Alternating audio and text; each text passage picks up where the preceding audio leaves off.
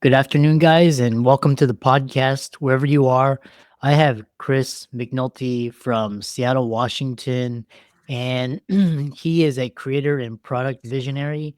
He's got a lot of interesting ideas. He's got two podcasts, of which he is a host, and we're going to talk about digital work, strategic transformation, marketing, and I'm really happy to have him on and discuss the latest trends in technology, marketing, and business and entrepreneurship. Chris, welcome. Hey, it's great to be here. Thanks.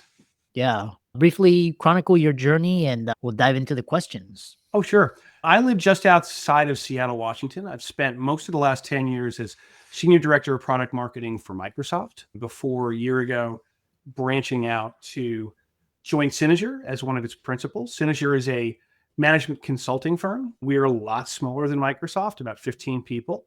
Prior to that, I was Chief Technology Officer at the software division of Dell and a couple of other systems integration firms. And I've been an advisor and continue being on the boards of multiple for-profits as well as nonprofits. I've taken a couple of startups through buyout. And so that's a little bit about me and my professional history. Yeah, excellent. And so talk about when clients come to you, the client avatar, what is their number one pain point or frustration, or what is their aspiration or desire? That's a great question. When Uh-huh. clients come to us, usually their initial pain point is different from what's actually going on. And so we spend a fair bit of time like trying to get to the root of what the problem is. Because sometimes what comes to us is a question about technology. Should we build or buy our own resource management system or finance? How should we deal with offshore assets? Should we invest offshore? When should we repatriate them? Or how do we deal with growth in the organization and the leadership train? The thing that it comes back to 9 times out of 10 is putting a culture in place to establish a strategy and be able to execute that strategy with a regular focus over the weeks, months, quarters, and years. Because many organizations actually don't have a clear handle on what a strategy is. Yeah. Yeah. So next question is talk about with AI, how can organizations best prepare for the future of AI? So my guidance is usually to think about AI back to front. There are many organizations, some of whom come to us for guidance on how do we get started with AI. Getting started is not a problem. Whether you jump to the free services or ChatGPT or the professional services like Copilot or Gemini, you shouldn't just start and say, we need to have AI. AI is a powerful force multiplier, but it is better to start at the end. What are the organization's operating pain points? Work to what those scenarios should be, and then use AI, figure out how you're going to deploy it to match those scenarios. For instance, you may have a scale issue in your go-to-market for how you generate marketing collateral. If so, let's talk about what that looks like and how AI can help. Or you may be struggling with workflows and how do we get the right automation built inside our organization. Again, these are places where AI can help, but AI is not, magic pixie dust. You can't just turn it on and hope for the best. And asking ChatGPT to do everything for you doesn't really work. So have those specific scenarios and have a plan in mind for how you're going to deploy them, what tools, any training that you need before you step into it. Interesting. Next question is what guidance do you give to companies who are trying to break through to new customers and markets? So that comes down to what I was saying earlier about strategy. So usually it involves making a choice. Strategy is fundamentally, I like to explain to our clients, it's typically an either or. Strategy does not just mean tactics on a larger scale.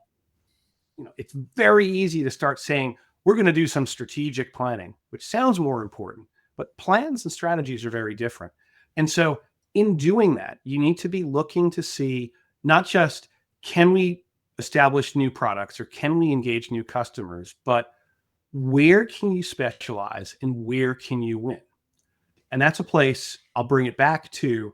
AI can be a powerful tool to do that research. For instance, if you have a product that services the petrochemical industry, some of those products might actually work in parallel for pharmaceutical. Again, you may not know, but if that is the kind of the path that you're on, figuring out what are the pain points in this area that are different from that we can address. And secondly, how can we win? What needs to be true for us to be successful in here? And with that, you need to differentiate. Organizations that try to go broad, go everywhere, scale in 5 dimensions at once, seldom move down any of those paths. So being particular, making choices, and understanding that usually a choice to do one thing is a choice to stop doing something else. So if you were going to work on going from focusing on certain geographies to other geographies, or if you're looking at industry sectors, or if you have been a B2B organization and you want to become a business to consumer organization, those sometimes mean to be successful here, we're going to give up that, which can be scary, and there's risk, but risk is usually correlated to a return. Interesting. Excuse me. We'll shift gears, and you talked about you worked at Microsoft, and talk about Microsoft in digital work and the work it's doing with OpenAI. Yeah, it's really interesting. So Microsoft, along with some of its colleagues across the industry, really takes a platform approach as a best platform as opposed to best of breed solutions. And so what that really means when it comes to AI is Microsoft's got a very close partnership with OpenAI. Because of the funding, OpenAI runs through Microsoft Azure, which is the development cloud service Microsoft has. And because of that, it is closely tied to all of Microsoft's modern work capabilities. So whether you're looking at all the different Office tools, the email tools, the meeting tools, the document management tools, things like Teams and SharePoint and OneDrive, all of those things compose together. Whether you're looking to use the native tools, which are Copilot, or leverage the OpenAI APIs for custom development, both of those areas are important. The Copilot vision is very much for how do we take things that are pre-built in the same way that you don't need to build a word processor, you have Word, you don't need to build an email client, you have Outlook, and so on and so forth. So there's AI that's there and ready to run. And then on top of it, you can bring in custom AI, whether you're using low-code tools to build agents, the little mini workflows that can do things for you, or something that's more full-fledged, you can do that. That's kind of the Microsoft vision of how this composes. And if you jump a couple miles to Microsoft's West, where Google's Workplace division is headquartered in Kirkland, Washington. So I know some friends over there. You see a lot of the same parallels with once you're in that ecosystem, you have a lot of advantages of integration because your content, your meetings, all of your signals that make your AI particular to your needs are all there ready for you. They've got security on them and you've got a lot of safety with that. The alternative is to look at best of breed approaches. And whether it's Microsoft or Amazon or Google or other players, that involves swapping some of that pre-connection for things that you have to integrate. The integration shouldn't necessarily be hard.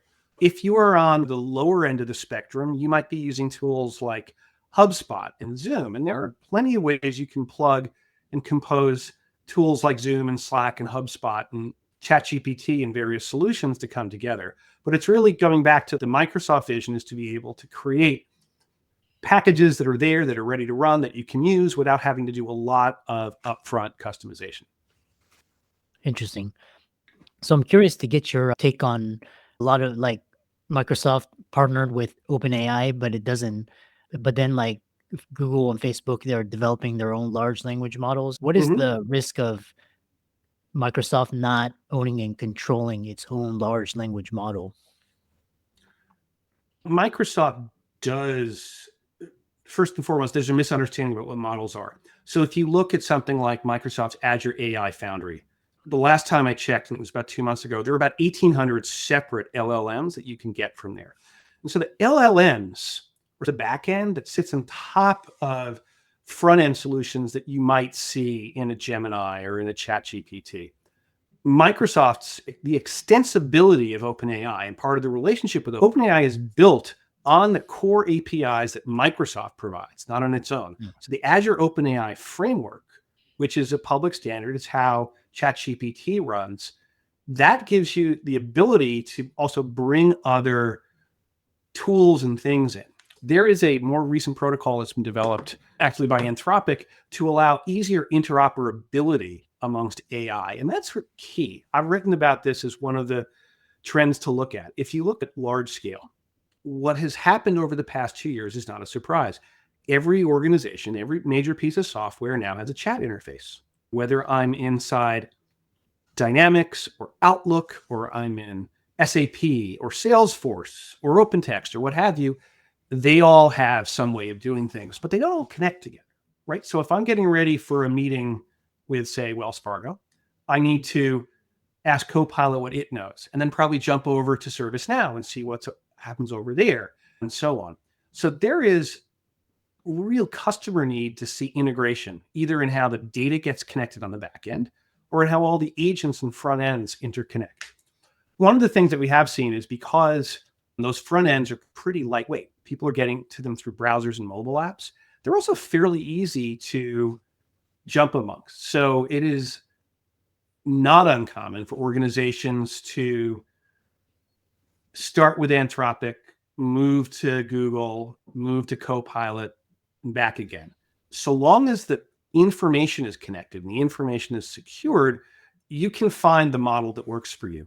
And in kind of core productivity, those are very well understood areas. It's in some of that emerging things like AI-powered workflow, AI-powered things like video generation. Absolutely, you can get thousands of large language models for that inside of something like Azure. But in the end, if you're really trying to distinguish what you're doing, there's the possibility of building your own LLM. That way, that's something that you control, and you have a lot of choices to make about whether that's something that you compose on Amazon, on Microsoft, or on Google.